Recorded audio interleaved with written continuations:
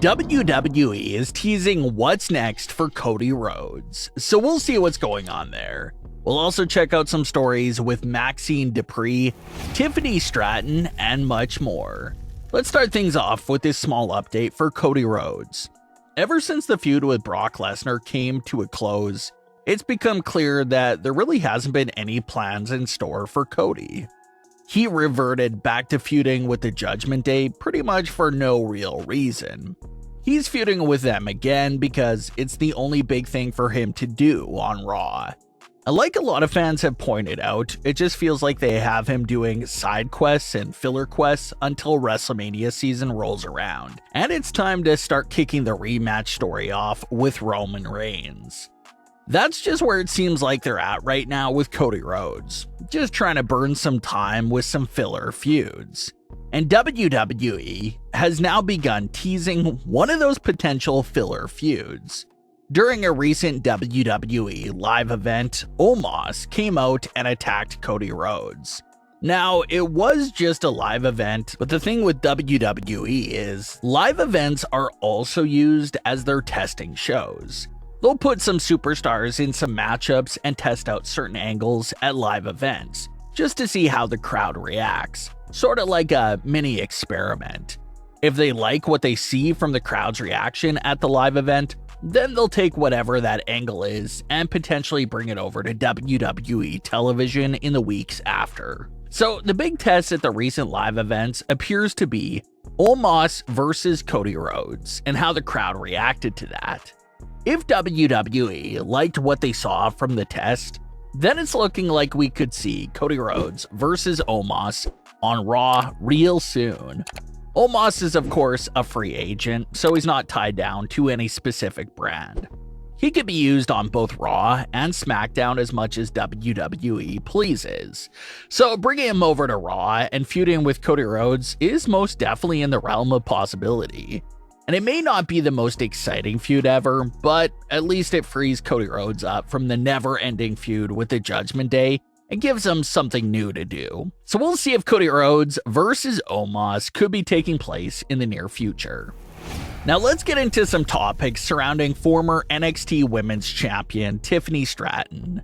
Tiffany is one of the latest great success stories to come from the WWE Performance Center. She just signed with WWE a few years ago with no experience at all in the ring, and almost immediately she caught on to everything and became a sensation in NXT, even rising up all the ranks and becoming NXT Women's Champion. She might have lost that title to Becky Lynch, but even Tiffany herself feels like her stock only went up following her match with Becky Lynch. Tiffany is now continuing to do great things. She's still feuding with Becky Lynch, traveling with the main roster for some live event shows, and is even being rumored to being called up to the main roster real soon. But Tiffany Stratton's entire direction and character was almost completely different. Mansoor and Mace were released from WWE this week, and they've been revealing a lot of behind-the-scenes intel from what's been happening during the early days of the Maximum Male models. They claim that the character of Maxxine Dupri was created on Twitter and wasn't even meant to be played by a woman at first. They claim the big idea was for LA Knight to dress up and portray the character of Maxxine Dupri as a joke. But somewhere along the way, WWE liked the idea of Max Dupri character having a sister named Maxine, and they started looking for one of the NXT women to play the role. And according to Mace and Mansoor, Tiffany Stratton was WWE's first and locked-in selection to play the Maxxine Dupri character. The choice was made, and Tiffany Stratton was set to take on the role and lead the Maximum Male models. But at the very last second, the change was made to give the character to Sydney Zimzerl, and she's still playing the character in current day. Sydney became Maxxine Dupri and really took the character and role to new heights that no one really expected. It was a role and character that just almost seemed destined to fail and not have that much success in WWE. But due to Maxine's charisma and personality, the character kept evolving and entering new phases to the point where she's now a fan favorite superstar.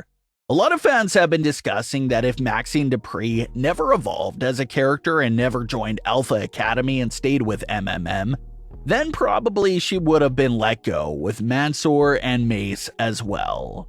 So to see what she did with the character and role she was given is one of the greatest success stories in recent WWE history as well. The way that even both LA Knight and Maxxine were able to get away from MMM and take their careers to new levels after that is extremely impressive. So it's just bizarre to hear that Maxxine wasn't even supposed to be Maxxine. That was going to be Tiffany Stratton's role.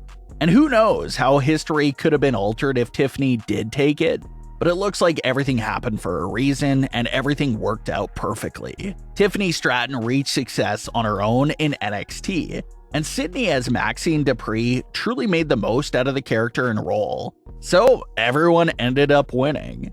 As far as some more Tiffany Stratton related topics, she recently sat down with Wrestling News CEO and explained why her original gimmick ended up disappearing pretty quickly. She had this to say, quote, "In the beginning, I was kind of like daddy's little rich girl. I kind of just was like, I want to go get on TV and, this was kind of like new and different, I guess, so I pitched it. It stuck, and it works for a little bit until they're like, we don't have a daddy for you, so you're not daddy's little rich girl. We never got that far. We never really thought it out. So that's why I think it got scrapped. But eventually, the character, my big inspo was Sharpay Evans from High School Musical.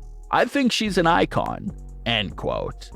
So it looks like WWE was originally on board with the idea of Tiffany Stratton being a rich girl from a wealthy family, but once they realized the father figure would never really be on WWE television, they decided to drop that aspect of her character. But Tiffany Stratton did keep her other inspirations from the character around, such as the inspiration she pulls from Ashley Tisdale's High School Musical character, Sharpay Evans.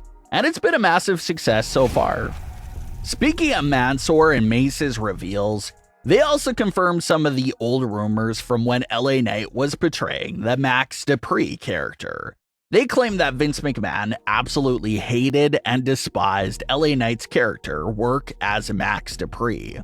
They said that Vince hated everything about Max Dupri's portrayal and how they believe that if things had never changed there during that time period, that LA Knight could have been fired right then and there. Thankfully for LA Knight, higher positions changed right around the same exact time all of that was going on. He was able to revisit back to his old character and prove his worth to WWE before they could instantly cut ties with him. So similar to the Maxxine Dupri situation, everything just ended up working out perfectly. But what are your thoughts on today's stories? Leave your comments below. Don't forget to subscribe with all notifications on, and leave a like if you enjoyed. Thanks for watching, guys.